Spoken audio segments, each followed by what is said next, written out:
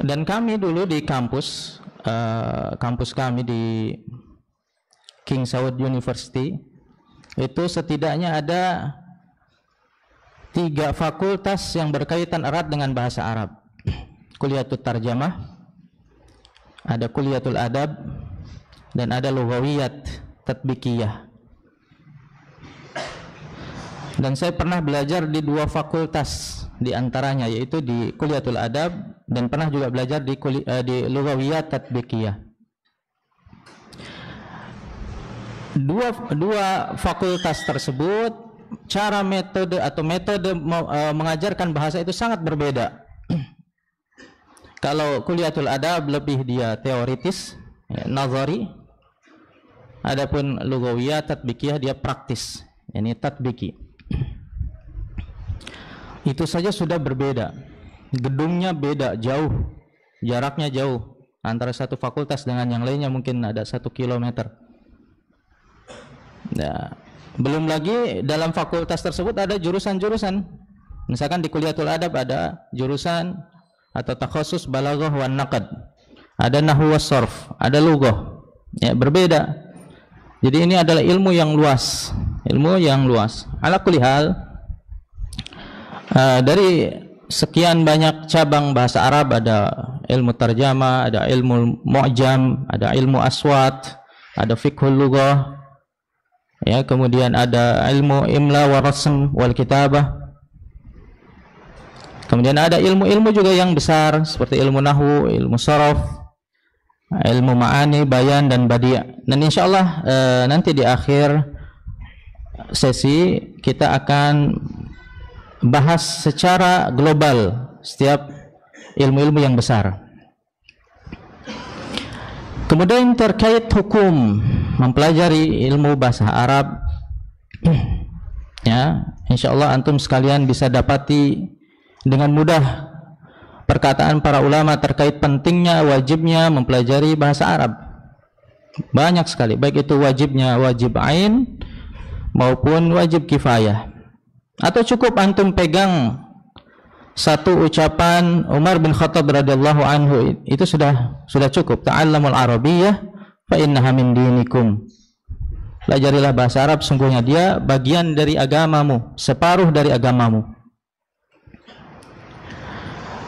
Saya teringat ucapan salah seorang penyair yang mengatakan, hifdzul lughati alaina fardun ka hifdzis salati, falaysa yuhfadhu dinun illa bihifdzil lughati. Bahwasanya menjaga bahasa Arab itu wajib bagi kita sebagaimana kita menjaga salat. Karena salat juga ada fardu kifayah, ada fardu ain. Demikian juga dalam bahasa Arab. Dan tidaklah terjaga suatu agama melainkan dengan terjaganya bahasa tersebut.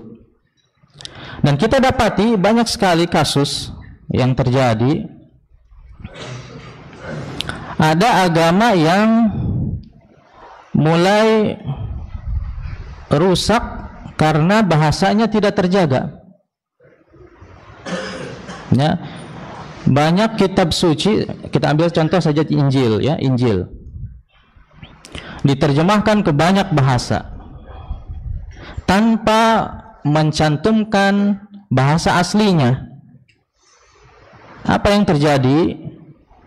Terjadi pergeseran makna, terjadi campur tangan pastor-pastornya, sehingga tidak terjaga bahasanya, maka tidak terjaga pula syariatnya. Maka hendaknya kita menjaga bahasa Arab ini supaya apa? Supaya terjaga syariat ini, supaya terjaga. Sehingga ketika antum ditanya, buat apa sih belajar bahasa Arab? Ya, ketinggalan zaman, mau jadi apa? Mau jadi TKI? TKI saja ketika saya tanya bahasa Arabnya nggak fasih juga, gitu kan, amiyah. Nggak banyak dari mereka yang bisa bahasa fusha. Maka antum jawab dengan pede, dengan lantang, saya ingin menjaga syariat. Saya ingin menjaga syariat. Saya ingin menjadi salah satu dari tentara Allah yang menjaga syariat. Karena ada banyak jalan, banyak cara untuk menjaga syariat. Entah itu melalui lewat hafalan, ya, melalui fikihnya, atau yang lainnya. Di antaranya adalah melalui bahasa.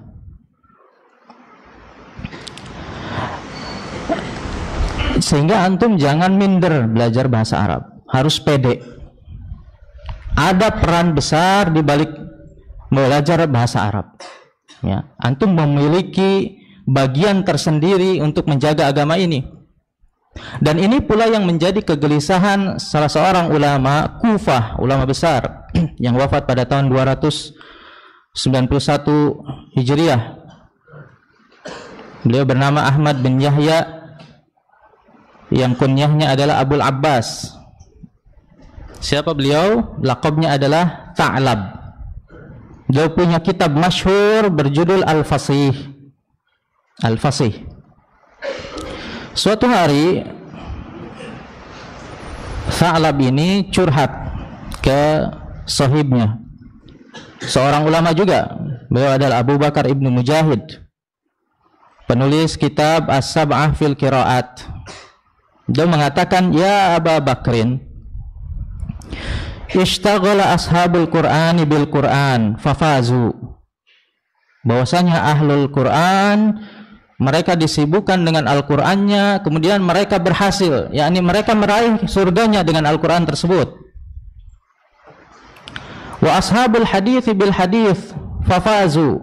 Kemudian ashabul hadis disibukkan dengan hadisnya, mereka pun menang. Wa ashabul fikhi bil fikhi fafazu. Kemudian para fuqaha disibukkan dengan ilmu fikihnya dan mereka pun berhasil. Fastaghaltu ana bi Zaidin wa Amrin. Adapun aku disibukkan dengan Zaid dan Amr. Belajar di guru A, daraba Zaidun Amron. Di guru B, daraba Zaidun Amron. Guru C juga begitu, sibuk dengan Zaid dan Amr. Artinya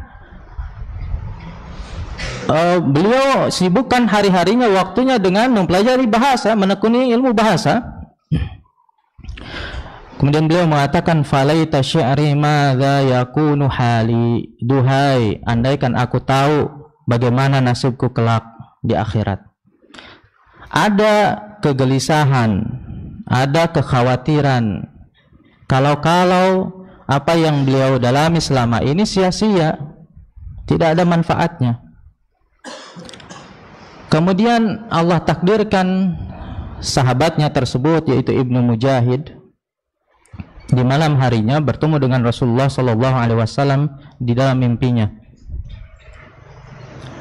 Kemudian beliau SAW berkata, Aqri Abal Abbas minni salam wa qul lahu anta sahibul ilmi al-mustatil.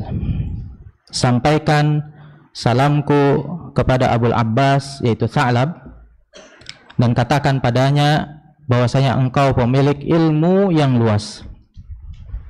Dan sebagaimana janji Rasulullah SAW dalam muttafaq alaih, man ra'ani fil manam faqad ra'ani. Siapa yang berjumpa denganku dalam mimpi, maka sungguhnya dia telah berjumpa denganku. Maka apa yang dimaksud dengan al-ilmul mustatil, ilmu yang luas? Kenapa bahasa Arab disebut dengan ilmu yang luas? Karena seluruh ilmu syariat terhubung dengannya.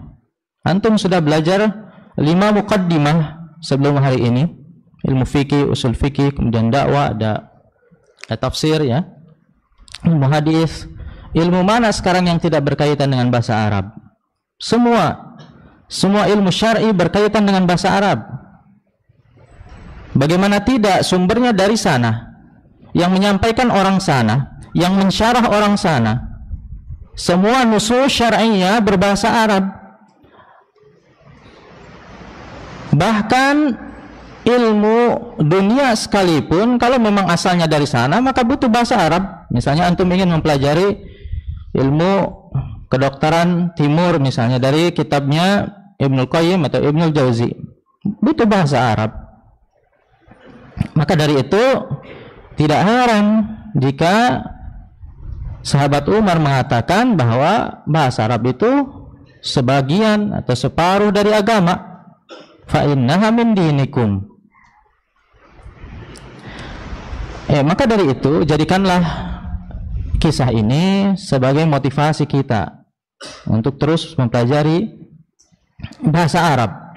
Ya, terus pelajari bahasa Arab. Hanya saja fakta di lapangan kita dapati sedikit dari kita yang semangat mempelajari bahasa Arab. Karena memang bahasa Arab ini ilmu yang khusus bagi mereka yang mau upgrade, mau meningkatkan kualitas. Kemungkinan mereka yang kurang semangat belajar bahasa Arab itu setidaknya paling tidak 3 alasannya. Karena pertama, bisa jadi dia merasa tidak butuh kepada bahasa Arab. Kalau sudah merasa tidak butuh, susah. Karena banyak bahasa asing yang dikuasai karena atas dasar apa? Kebutuhan. Orang bisa lancar berbahasa Inggris karena dia butuh buat kerja misalnya, atau buat studi, atau buat tamasya. Ya, mereka pelajari bahasa Korea, bahasa Jepang karena kebutuhan. Bahkan mereka rela untuk keluar uang banyak. Coba antum perhatikan, coba kursus bahasa apa yang paling mahal? Inggris, Jerman, Prancis. Bahasa Arab biasanya seikhlasnya, ya, infak seikhlasnya. Itu pun masih jarang. Sudah digratiskan pun tetap jarang. Jarang yang minat. Masih dikomplain pula ustadznya. Demikianlah faktanya. Karena mereka merasa tidak butuh. Harusnya paling tinggi itu tarif bahasa Arab loh. Karena dia manfaatnya tidak hanya duniawi tapi ukhrawi. Ini berkaitan dengan syariat. Atau bisa jadi karena dia malas belajar bahasa Arab itu karena malas keluar dari zona nyaman. Ya, malas keluar dari zona nyaman. Sudah, buat apa sih susah-susah belajar bahasa Arab? Baca saja terjemahan, ya, langsung jadi. Atau sudah aja ngaji sama ustadz, ngaji kuping, ya, nggak usah pakai kitab, selesai. Ini berarti mereka termasuk kaum yang tidak mau keluar dari zona nyaman. Yani dia terikat atau butuh dengan fasilitas yang ada, atau dia butuh dengan para mutarjim. Atau kemungkinan yang ketiga, ya, ini adalah kaum yang qanaah. Ya, antum, Ustaz, saya kan qanaah. Saya udah cukupkan dengan ilmu yang ada, tidak mau nambah ilmu yang lain. Sudah ada terjemahan, ya terjemahan. Ingat, qanaah itu tidak ada dalam menuntut ilmu. Yang ada dalam menuntut ilmu itu adalah ketamakan. Antum harus tamak, ya. Tamak yang terpuji itu dalam menuntut ilmu. Jangan antum katakan qanaah. Maka dari itu antum perangi, ya, 3 hal tersebut. Ya, antum butuh bahasa Arab. Bagaimana tidak? Dari 24 jam seorang muslim itu tidak akan bisa lepas dari bahasa Arab. Sholat pakai bahasa Arab, berdoa pakai bahasa Arab, ya. Antum mengaji itu belum baca kitab, ya. Ini kalau seawam-awamnya orang dalam, ya, seorang muslim itu tidak bisa lepas dari bahasa Arab. Bagaimana mengatakan tidak butuh? Ya, maka dari itu upgrade, ya, upgrade. Jadi orang yang berani belajar bahasa Arab itu orang yang berani upgrade diri, meningkatkan kualitas keilmuannya, tidak hanya berpegang pada terjemahan. Ya, mau sampai kapan kita mau baca terjemahan, tidak baca kitab aslinya? Mau sampai kapan kita ngaji kuping? Ya, tidak baca. Ya, baca sendiri. Dan kalau antum tetap merasa tidak butuh dengan bahasa Arab, saya sarankan jangan belajar bahasa Arab. Sayang sekali, buang-buang waktu, buang-buang tenaga, buang-buang dana, uang, ya, uang orang tua antum buang-buang untuk belajar bahasa Arab, tapi antum setengah-setengah. Sayang sekali. Karena di antara ilmu yang paling penting dalam bahasa Arab itu adalah ilmu i'rab. Ini ilmunya ilmu nggak main-main ini. Ini ilmu yang butuh berpikir. Dan i'rab itu sendiri artinya apa? Al-bayan, menjernihkan. Misalkan saya mengatakan a'rabtul ma'a. A'rabtul ma'a, saya jernihkan air. Air ini misalnya di bawahnya ada kotoran, ada pasir. Ada pasir. Cara untuk menjernihkannya, antum tuangkan air berlebih supaya apa? Keluar kotorannya.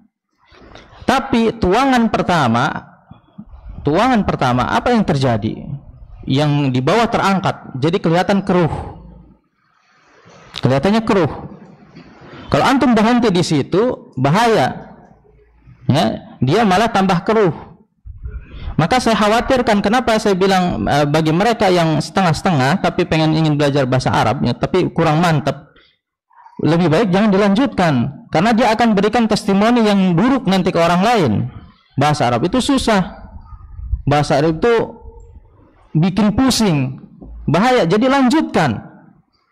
lanjutkan terus. Sama seperti antum belajar pertama kali pasti pusing, keruh dulu. Biarkan saja, teruskan. Nanti juga akan jernih sendiri. Nah, itu cara ya kita belajar bahasa Arab. Nah, untuk belajar bahasa Arab ini tentu perlu niat. Dan setidaknya ada 3 niat yang direkomendasikan oleh para ulama.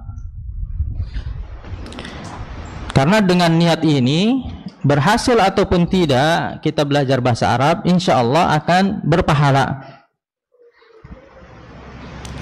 Yang pertama, niat untuk menghilangkan kebodohan. Sebagaimana yang disampaikan oleh Imam Al-Ghazali dalam kitabnya Risalah Laduniyah.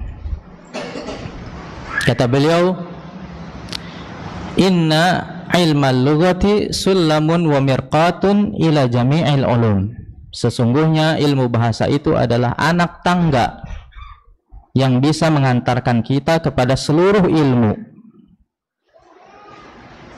Wa man lam ya'lamil lughah fala sabila ila tahsilil ulum.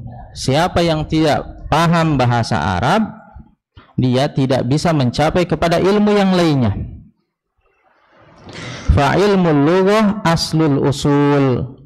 Maka bahasa Arab itu adalah modalnya modal, yakni modal yang paling utama untuk kita mempelajari ilmu apapun itu, akidah kah, tafsir kah, ya, ilmu hadis kah, atau yang lainnya.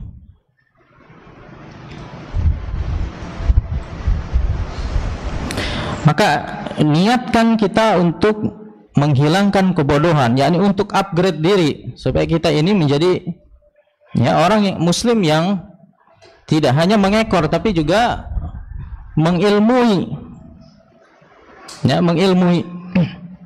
Kemudian niat yang kedua adalah niat untuk menghindari perselisihan.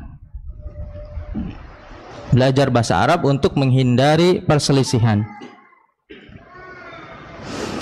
Sebagaimana yang disampaikan oleh Imam Syafi'i dalam kitabnya Shaunul Mantiq wal Kalam.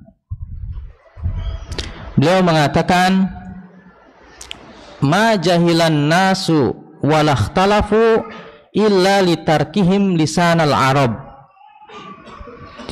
Tidaklah manusia itu menjadi bodoh dan berpecah belah, berselisih pendapat kecuali karena mereka meninggalkan bahasa Arab. ya, si A berpendapat atau menafsirkan begini, si B menafsirkan begitu. Kenapa? Karena mereka menafsirkan sesuai dengan ra'yunya. Dan tidaklah kita dapati para ulama, para sahabat radhiyallahu anhum jami'an, mereka berselisih pendapat kecuali dalam hal-hal yang sedikit saja. Kenapa? Karena mereka asli orang Arab, kemudian Al-Quran dan Al-Hadis diturunkan dengan bahasa mereka dan dengan urf mereka. Maka hendaknya kita pahami bahasa Arab, jangan pakai urfnya orang Indonesia, ya, urfnya orang Arab, kebiasaan mereka. Maka menjadi, pahamlah kita nusus syariah. Niatkan kita belajar bahasa Arab supaya kita bersatu dengan pemahaman yang benar. Kemudian niat yang ketiga, niatkan untuk menegakkan agama. Ini berkaitan dengan muqaddimah tadi. Ya, sebagaimana yang disampaikan oleh Imam Asy-Syatibi rahimahullah dalam kitabnya Al-Muwafaqat. Kata beliau, inna syari'ata arabiyyah. Sungguhnya syariat itu hadir dengan bahasa Arab. Wa idza kanat arabiyyah falam ya'lamil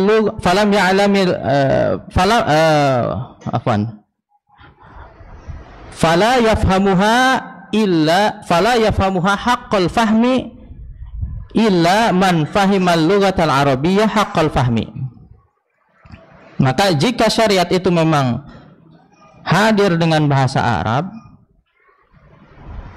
maka tidak ada lagi jalan untuk memahaminya dengan benar, memahami syariat ini dengan benar, kecuali dengan memahami bahasa Arab dengan pemahaman yang benar. Ya, syariat ini hadir dengan bahasa Arab. Maka tegaknya syariat yaitu dengan tegaknya bahasa Arab. Sebaliknya, jika bahasa Arab ini pudar dari hati setiap kaum muslimin, maka akan memudarkan syariat. Dan ini terjadi pada agama-agama lain. Dan tentu kita tidak berharap demikian. Kita berharap syariat ini selalu murni, terjaga. Maka jagalah antum penjaganya. Nah, ini adalah tugas antum, menjaga syariat ini melalui bahasanya. Karena tidak ada cara lain untuk memahami syariat ini kecuali dengan bahasa Arab. Sehingga sematkanlah niat ini supaya kita berhasil. Andai kata qadarullah kita sudah berusaha belajar bahasa Arab tapi tidak paham-paham, insya Allah tetap berpahala. Kita niatkan tiga niat ini, yakni untuk menghilangkan kebodohan, untuk menghindari perselisihan, dan juga untuk menegakkan agama ini. Ya, jadi kalau ditanya kenapa kita belajar bahasa Arab, karena syariat berbahasa Arab. Itu saja cukup. Meskipun kita tahu ada banyak qaul ulama yang menyebutkan kelebihan bahasa Arab, seperti yang disampaikan Ibnu Katsir misalnya. Bahasa Arab itu awsa'ul lughat, bahasa yang paling luas, asyraful lughat, bahasa yang paling mulia. Tapi jangan jadikan itu sebagai sebab atau alasan kita mempelajari bahasa Arab. Kenapa?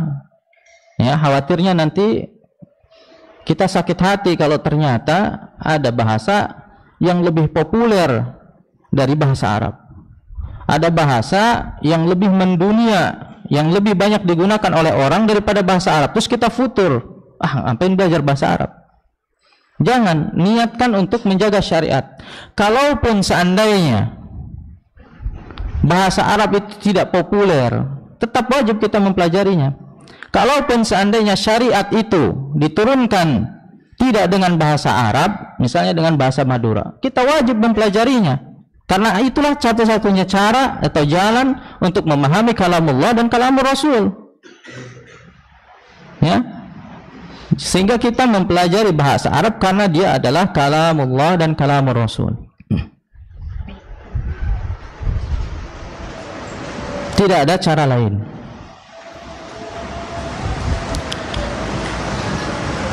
Baik. Kemudian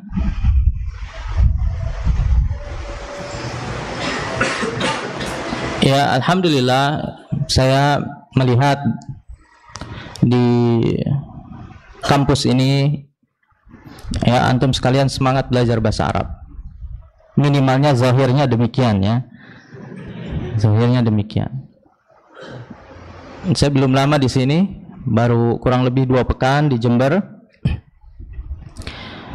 dan merasa iri ya, antum di usia antum sekarang ini sudah semangat belajar bahasa Arab, ilmu syar'i kepada para ahlinya. Karena dulu ketika saya seusia antum, saya belum belajar bahasa Arab. Mulai dari SMA sampai kira-kira hampir lulus S1, saya disibukkan dengan ilmu farmasi. Saya belajar ilmu farmasi, kemudian saya juga bekerja di rumah sakit. Barulah kemudian di usia yang tidak lagi muda, Allah takdirkan saya untuk belajar di Saudi. Saya bawa keluarga, kaget luar biasa, yang tidak bisa bahasa Arab dipaksa harus bisa bahasa Arab, mau tidak mau. Dan kami tinggal di satu kampung yang tidak ada orang Indonesianya, di kota Riyadh. Maka saya sadar waktu itu saya tertinggal, maka saya harus berlari. Kalau yang lain berjalan, saya harus berlari. Maka ketika ada dosen profesor waktu itu ngajar di kelas kami, saya ikuti terus beliau ngajar ke kelas lain, saya ikuti mustami'. Jadi beliau ngajar di S1, saya udah S3 waktu itu. Saya tidak peduli, ikut di kelas S1. Malu memang, tapi pahitnya malu tidak sepahit tertinggal pelajaran. Semua itu dalam rangka apa? Untuk mengejar ketertinggalan. Maka antum bersyukur, masih muda, masih banyak peluang, otak masih fresh, tenaga juga masih fit. Ya, manfaatkan sebaik mungkin, jangan sampai tertinggal. Ya, jangan sampai menyesal. Nah, mungkin kita langsung saja masuk kepada topik utama, yaitu muqaddimah dari masing-masing cabang ilmu bahasa Arab yang besar. Memang afdolnya, idealnya ada papan tulis, tapi setidaknya antum bisa bayangkan ya, ini karena ilmu muqaddimah. Antum buat kharitah zihniyah, ya, peta konsep supaya mudah dihafal. Saya tidak akan sebutkan semua bab dalam cabang ilmu tersebut, cukup bab yang paling dibutuhkan oleh pemula. Ya. Setidaknya untuk ya, atau ilmu atau cabang bahasa Arab yang berkaitan erat dengan ilmu syar'i itu setidaknya ada 4, ya, setidaknya ada 4. Ini saya saringkan dari sekian cabang. Yang pertama ilmu aswat, suara. Yang kedua ilmu sorof, ya, setelah suara, huruf, naik level ke kata, yaitu sorof. Setelah kata naik level lagi ke penggunaan kata dalam kalimat, yaitu nahwu. Ini nomor 3. Barulah nanti yang keempat, yaitu retorika, yakni kita menggunakan metode lain dalam pengungkapan suatu kalimat supaya tidak monoton. Itu yang namanya ilmu balaghah, supaya bisa diterima dengan baik oleh pendengar.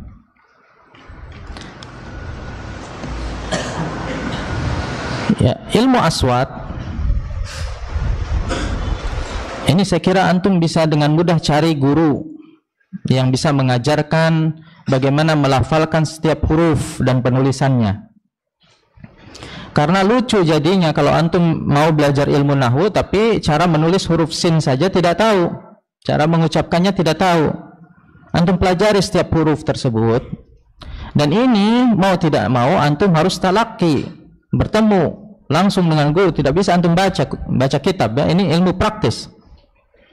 Antum bertemu dengan guru, dengarkan mereka cara mengucapkannya, kemudian antum ikuti ya, antum melafalkan di hadapan mereka.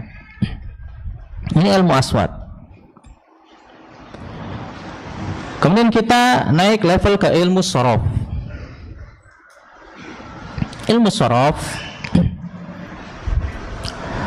kata Ibnu Malik dalam Lamiyatul Af'al bait ketiga, fal fi'lu may yuhkim tasarrufahu yahuz minal lugatil abwaba was subula. Kata Ibnu Malik, siapa yang mengokohkan perubahan fi'il saja, maka dia bisa menguasai banyak bab dan banyak jalan di dalam ilmu bahasa. Artinya apa? Untuk pemula, fokuskan saja pada fi'il dalam ilmu sorof. Nah, ini jalan pintas. Fokus kepada fi'il. Kenapa fi'il tidak isim atau huruf? Ya, karena fi'il itu berkaitan dengan waktu dan berkaitan dengan pelaku. Ya, ada enggak fi'il yang dia tidak terikat waktu, artinya terpisah dari waktu? Zahaba misalnya. Zahaba jelas waktunya lampau. Yadhabu jelas waktunya. Idhab juga jelas waktunya mendatang. Maka susah kita memisahkan antara fi'il dari waktu. Maka waktu itu kan berjalan, sehingga fi'il itu berubah seiring dengan perubahan waktunya. Nah, inilah yang dipelajari dalam ilmu sorof. Kemudian fi'il juga berkaitan dengan fa'il. Tidak bisa kita pisahkan antara fi'il dari fa'ilnya. Misalnya, bisa Ustadz, dhahaba Zaidun, hilangkan Zaidunnya, tinggal dhahaba. Ya, dhahaba ada fa'ilnya. Fa'ilnya huwa, yaitu dia telah pergi. Tidak bisa kita pisahkan. Maka fi'il juga berubah seiring dengan perubahan pelakunya. Apakah dia laki-laki, apakah dia perempuan, apakah dia satu orang, apakah dia dua orang, atau tiga orang, berbeda, nanti berubah-ubah bentuknya. Dhahaba, dhahabu, nah, seperti itu. Adapun isim tidak terikat waktu. Isim juga tidak punya pelaku. Maka dia tidak banyak dibahas dalam ilmu sorof.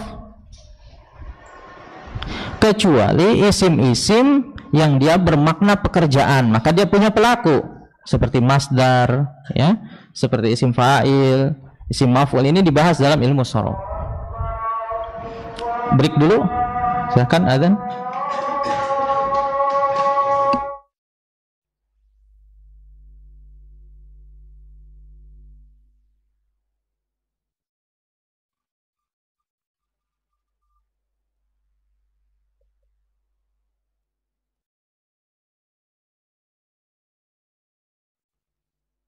Allahu Akbar, Allahu Akbar.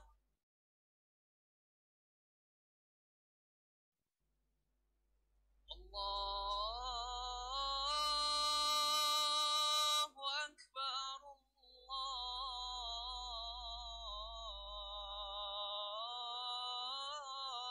Allahu Akbar.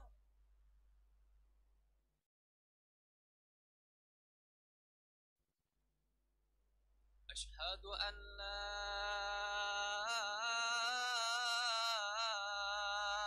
إله إلا الله.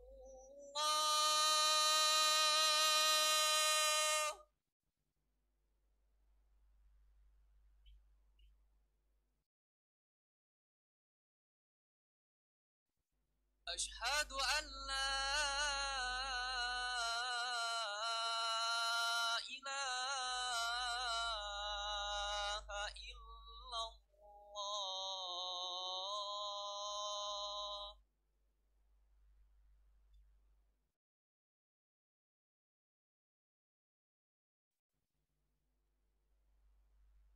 أشهد أن محمدا رسول الله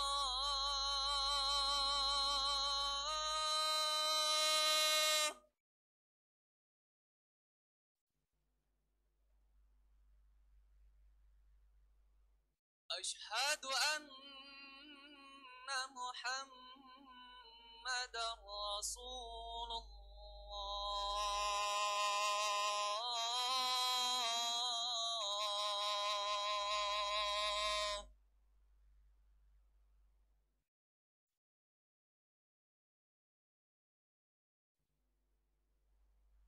حي على الصلاة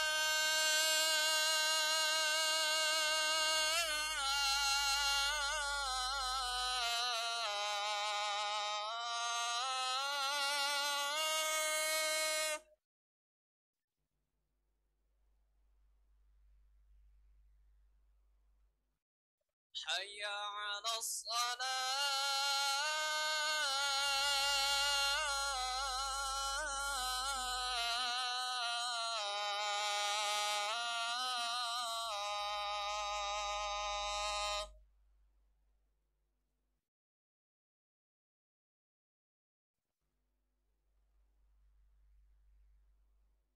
حي على الفلاح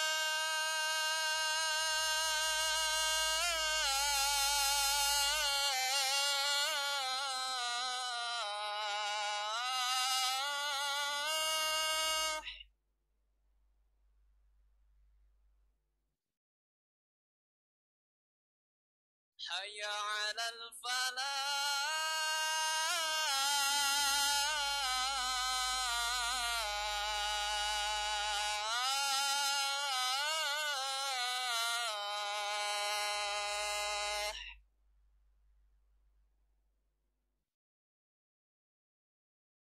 الله أكبر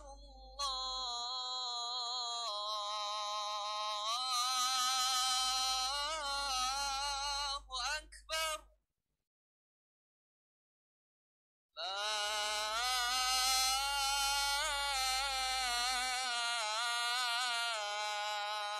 إله إلا الله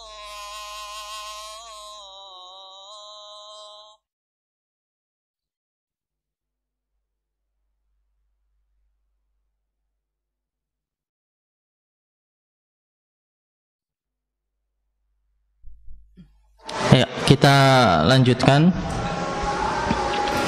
Jadi sorof tadi fokusnya kepada apa? Fiil. Ya, fiil saja. Isim ya itu hanya tambahan. Kalau mau upgrade ya nanti bisa merambah kepada isim. Huruf lebih-lebih lagi huruf. Huruf tidak terikat waktu, tidak pula dia berkaitan dengan fa'il atau pelaku. Maka sama sekali huruf tidak dibahas dalam ilmu sorof. Demikian juga dengan fiil-fiil yang tidak terikat waktu seperti laisa, itu tidak dibahas dalam sorof. Atau fiil-fiil yang dia tidak bergantung pada perubahan fa'ilnya seperti ni'ma, bisa, ini tidak bahas dalam ilmu sorof. Ya, jadi pembahasannya ini kalau untuk pemula cukup fiil-fiil ya yang dia terikat waktu dan berkaitan dengan fa'il. Kemudian secara garis besar ilmu sorof ini yang membahas fiil itu sebetulnya secara global hanya dua pembahasan. Pembahasan fiil ditinjau dari jumlah hurufnya. Dan yang kedua pembahasan fiil ditinjau dari jenis hurufnya. Ya, dari jumlah hurufnya terbagi dua, ada namanya mujarrad, ada mazid. Ya, ada fiil yang murni tanpa tambahan huruf dan ada fiil yang diberi tambahan huruf, namanya mazid. Udah, itu bahas, fokuskan ke itu. Kemudian untuk fiil yang ditinjau dari jenis hurufnya dibagi ada sahih, ada mu'tal. Nah, nanti antum fokuskan ke situ. Sudah 4 hal tersebut ya. Sahih, mu'tal, mujarrad, mazid. Insyaallah antum kuasai semua ilmu sharaf, dah fokus ke itu. Untuk pemula. Apa kitab yang direkomendasikan untuk pemula? Ya, antum bisa pakai Al-Bina wal Asas. Karya Abdullah Ad-Dadfazi. Pernah kita bahas, ada di YouTube ya, antum bisa cari di YouTube-nya Nadwa, ada juga e-booknya ya, antum bisa download. Kemudian ya, bisa juga antum pakai kitabnya Al-Imam Suyuti, An-Nuqayah ya, kitab An-Nuqayah pernah kita bahas juga, ada di YouTube, ada juga e-booknya, bisa antum download. Nanti bisa minta panitia ya. Kemudian kita masuk kepada ilmu nahwu. Ilmu nahwu intinya itu adalah i'rab ya, perubahan akhiran kata. Dan kata Ibnu Sarraj, aslul i'rabi lil asma. Kata Ibnu Sarraj dalam kitabnya Al-Usul fin Nahwi, aslul i'rabi lil asma. Jadi dalam ilmu nahwu antum fokuskan kepada isim, jangan fokus ke fiil. Fokus ke isim. Kenapa? Karena isim ini yang paling banyak perannya dalam kalimat. Dia bisa jadi subjek, dia bisa jadi objek, ya, dia bisa jadi keterangan, dia bisa jadi predikat, ya, dia bisa jadi fa'il, maf'ul, bisa jadi mudhof ilaih, bisa jadi hal, bisa jadi tamyiz, bisa jadi mubtada, bisa jadi khabar. Banyak sekali fungsi isim dalam kalimat. Maka dari itu dia butuh pembeda antara satu fungsi dengan fungsi yang lainnya. Apa itu pembedanya? I'rab. Dia butuh i'rab. Makanya Ibnu Sarraj bilang aslul i'rab lil asma. Adapun fi'il fungsinya hanya satu dalam kalimat, ya, yaitu predikat saja. Dia tidak bisa jadi subjek, dia tidak bisa jadi objek, ya, dia hanya sebagai musnad. Maka fi'il tidak butuh i'rab. Antum kesampingkan dulu pembahasan fi'il di awal-awal. Huruf lebih-lebih, ya. Huruf itu tidak bisa jadi apa-apa. Antum jangan fokus kepada huruf di awal-awal. Fokusnya ke isim. Isim saja. Antum kuasai isim dalam ilmu nahwu, sudah, itu bisa lebih dari 70% antum kuasai ilmu nahwu. Ya. Isim itu kemungkinannya hanya 3, marfu, mansub, atau majrur. Yang marfu itu hanya 3, fa'il dan penggantinya, naibul fa'il, mubtada, khobar. Ya. Isim kana itu hanya lafadznya saja, aslinya dia mubtada. Khobar ina itu hanya lafadznya aja berubah. Marfu asalnya dia khabar. Jadi marfu'at hanya 3, fa'il, mubtada, khabar. Isim-isim yang mansub yang diakhir dengan fathah itu hanya ada 9. Al-maf'ulat al-khamsah, maf'ulat yang 5, ya, maf'ul mutlak, maf'ul bih, maf'ul lahu, maf'ul ma'ah, maf'ul apa satunya? Fi. Ditambah 4 hal, tamyiz, mustasna, munada. Selesai. Majrurat hanya 2. Majrur bil huruf, majrur bil idhofah. Sisanya tabaiyah, ya, seperti naat, badal dan seterusnya, itu masuk ke semua bab.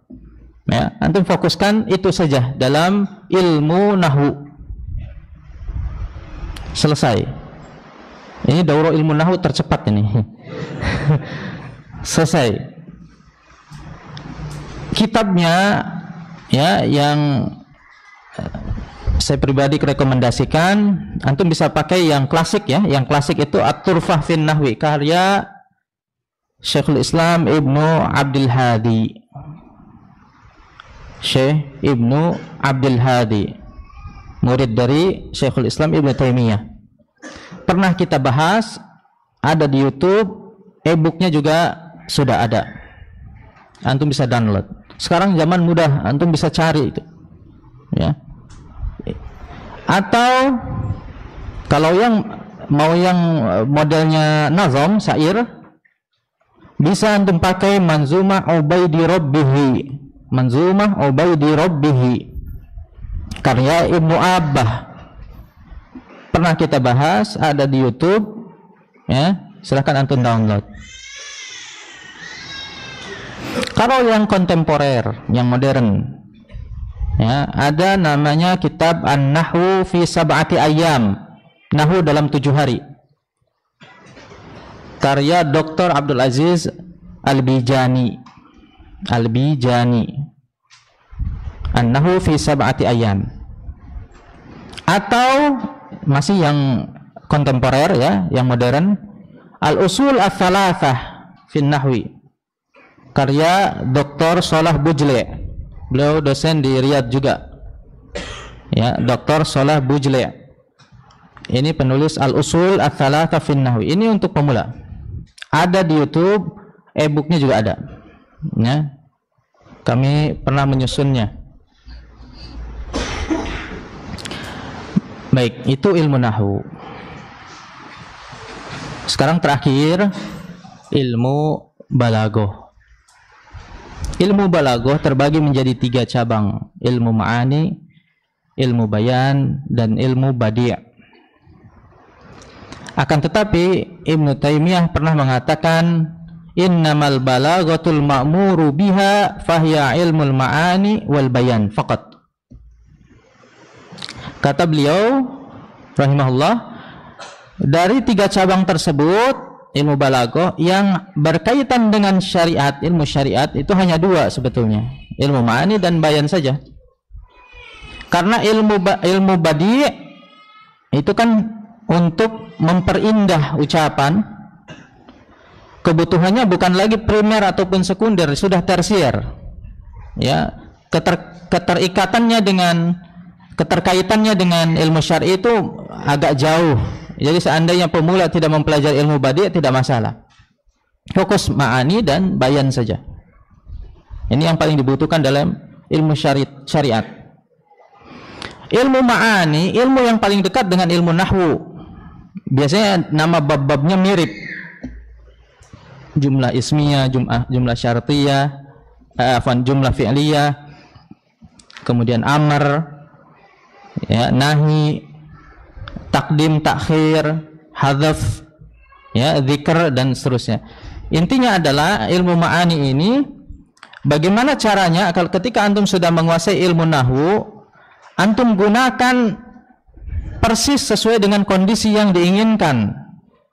Ya, kapan antum pakai jumlah fi'liyah, kapan antum pakai jumlah ismiyah.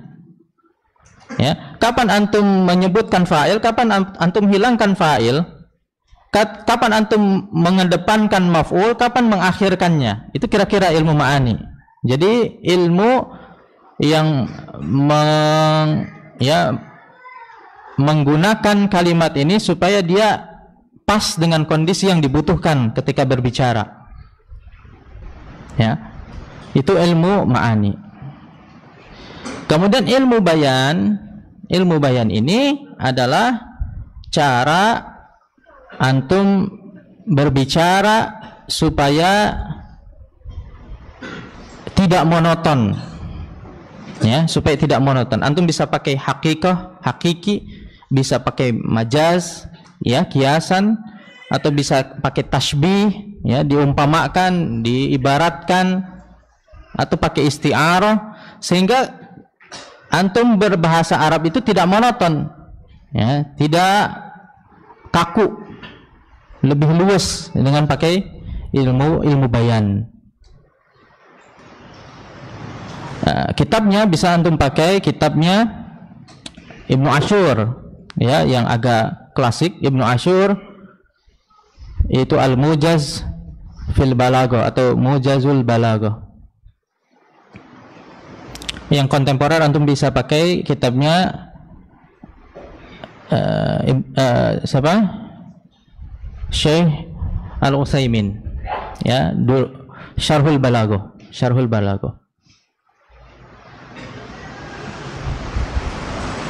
Kami ada juga menyusun buku Arba'in fil Balaghah.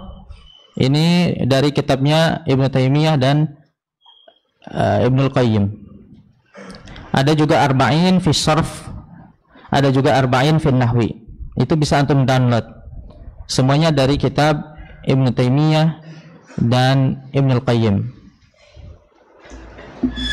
Nah, ini kira-kira muqaddimah, ya, pengantar secara umum bagi pemula, ya, bagi pemula saja. Nanti kalau antum sudah menguasai yang dasar ini, antum bisa upgrade sendiri, bisa cari sendiri kitab-kitab yang munasib bagi antum. Baik, terakhir saya ingin sampaikan dua nasihat, ya, terutama bagi antum yang baru belajar, teman-teman yang di i'dad, ya, jangan takut salah. Jangan takut salah untuk mencoba. Ungkapkan, silahkan antum ekspresikan, ya, apa ilmu yang antum sudah dapatkan, diaplikasikan, jangan dipendam, ya, jangan takut salah. Antum perlu ketahui, dua imam besar dalam ilmu nahwu, mereka jadi imam besar karena kesalahan, ya, Imamul Basriyin dan Imamul Kufiyin. Siapa? Sibawayh dan Al-Kisai. Sibawayh bisa jadi Imamul Basriyin karena apa? Dulunya salah ngomong, ngoreksi gurunya, padahal gurunya benar, dia koreksi, ya. Gurunya siapa? Ahmad bin Salamah, ahlul hadis. Ketika mengucapkan sebuah hadis, meskipun itu hadis dhaif, ya, laisa min ashabi ahadun laisa min ashabi ahadun walau syi'tu la akhadtu alaihi illa walau syi'tu la akhadtu alaihi laisa Abu Darda. Kata Sibawayh, laisa Abu Darda yang betul, karena setelah laisa itu harusnya marfu, isim laisa itu marfu. Kata gurunya, lahanta, kamu sudah salah ngeyel pula, ya. Laisa di sini dia bukan termasuk akhwatu kana, melainkan dia akhwatu illa. Dia adalah adatul istisna. Maka kaburlah Sibawayh, mutung gitu, ya, apa mutung? Mutung, ya, bahasa sini. Dia akhirnya belajar ilmu nahwu kepada Al-Khalil. Jadilah seperti yang antum sekalian ketahui, yaitu Imamun Nuhat, menulis sebuah kitab, ya, yang disebut dengan kitab Sibawayh, yang kata Ibnu Taimiyah, laisa mithlahu ba'dahu, tidak ada yang bisa menyamainya setelahnya. Berawal dari kesalahan. Al-Kisai, Imamul Kufiyin juga demikian. Melewat suatu kampung, dia salah ucap. Harusnya itu aku ini capek, dia ucapkan itu aku ini gagap, ya, diketawakan orang sekampung. Kabur dia, ya, dia nggak mau dia mengulangi kesalahan yang sama, belajar. Kalau gitu Ustadz, saya banyak-banyak buat kesalahan aja biar jadi imam besar. Ya nggak gitu juga gitu. Karena mereka ini pertama berbuat kesalahan, kemudian langsung move on. Antum ketika antum tahu ada lubang di diri antum, ada kekurangan, langsung tutupi. Sama ketika ada genteng bocor ketika hujan, langsung ditutup. Karena kalau sudah reda, susah nanti carinya. Ya, segera atasi. Mumpung ingat, antum tahu saja antum punya kekurangan, itu sudah awal yang baik, karena nggak banyak orang yang menyadari kekurangannya. Tapi setelah itu jangan dibiarkan, jangan santai-santai, cepat segera. Lihat Sibawayh dan Al-Kisai langsung bergerak dia detik itu juga. Ketika dia dikoreksi langsung dia pergi, ya, move on, perbaiki. Dan banyak juga orang yang tahu dia itu punya kekurangan tapi pura-pura tidak tahu, ya, akhirnya dibiarkan saja. Ya, segera perbaiki, dan jangan takut untuk mencoba, jangan takut salah. diketawakan nggak masalah. Siapa tahu itu jadi wasilah antum jadi imam besar. Kemudian yang kedua, hendaknya antum belajar kepada guru. Ya, belajar kepada guru. Karena ada banyak keutamaan ketika antum belajar kepada guru daripada antum belajar sendiri. Meskipun mungkin saja antum bisa menguasainya dengan secara otodidak, baca sendiri. Tapi dengan belajar kepada guru, antum mendapatkan setidaknya keuntungan pertama, antum mendapatkan jalan pintas. Karena guru ini dengan segala pengalamannya, dia bisa menunjukkan kepada antum jalan cepat. Buka kitab ini, halaman sekian, ya, daripada antum cari sendiri. Capek antum. Mending kalau benar, kalau sesat. Ya. Maka pertama antum bisa dapat jalan pintas melalui guru. Kedua, hafalan antum, ilmu antum bisa lebih kokoh. Karena antum talaki, bertemu langsung, antum mengucapkan sebagaimana mereka mengucapkan, berbeda antum baca sendiri, siapa tahu bacaannya salah-salah. Ya, makanya ilmu orang dahulu itu lebih kokoh karena mereka mengandalkan telinga daripada mata. Kita lebih banyak mengandalkan mata daripada telinga. Ya, kita bisa baca tapi belum tentu bacanya ini benar karena tidak mengikuti bacaan guru. Dan yang ketiga keuntungannya, guru ini menjadi penggenap ketika antum lemah, ketika antum down. Karena perlu antum sadari bahwa jalan menuntut ilmu itu tidak selalu mulus. Kadang malas, kadang capek, ya. Intinya ada futurnya lah. Maka inilah peran guru. Peran guru. Saya teringat kisah Abu Ali Al-Farisi yang hijrah dari Persia ke Baghdad belajar kepada Ibnu Sarraj untuk mempelajari kitab Sibawayh. Dia siapkan bekal yang sekiranya cukup untuk mengkhatamkan kitab Sibawayh di hadapan Ibnu Sarraj. Qadarullah, di tengah jalan habislah perbekalan. Kemudian dia berpikir untuk pulang. Padahal ini baru setengahnya nih kitab Sibawayh nih dibacanya di hadapan Ibnu Sarraj. Dan Abu Ali ini terkenal cerdas, orangnya cerdas. Seandainya dia baca sendiri dia bisa. Ya, bahkan beliau punya syarah kitab Sibawayh sendiri yang sampai sekarang masih dipelajari. Sehingga dia berpikir untuk pulang saja nih ke kampung, ke Persia. Tapi kalau saya sampai kampung, kalau saya ditanya, apa kamu sudah belajar kitab Sibawayh sampai selesai bersama Ibnu Sarraj? Kalau dia jawab iya, dia berdusta. Kalau dia jawab tidak, sia-sialah perjalanan dia dari Persia ke Baghdad. Maka Ibnu Sarraj melihat muridnya ini gelisah. Ya, kemudian disemangati muridnya ini, sehingga dia terus melanjutkan mempelajari kitab Sibawayh. Nah, inilah peran guru. Kadang-kadang yang tidak kita dapatkan dari buku, tidak bisa kita dapatkan hal ini dari buku. Semangat, nasihat, akhlak, ya, dan seterusnya yang tidak kita dapatkan dari buku. Nah, kira-kira ini, mohon maaf jika ada kekurangan, ya, itu datangnya dari saya pribadi. Dan kalau memang agak korupsi waktu mungkin karena saya ada jadwal lain, ya, dan ini juga mendadak sebagai pengganti dari Ustadz Muhammad, mohon dimaklumi. Wassallallahu ala nabiyina Muhammad wa ala alihi wa ashabihi wasallam. Assalamualaikum warahmatullahi wabarakatuh.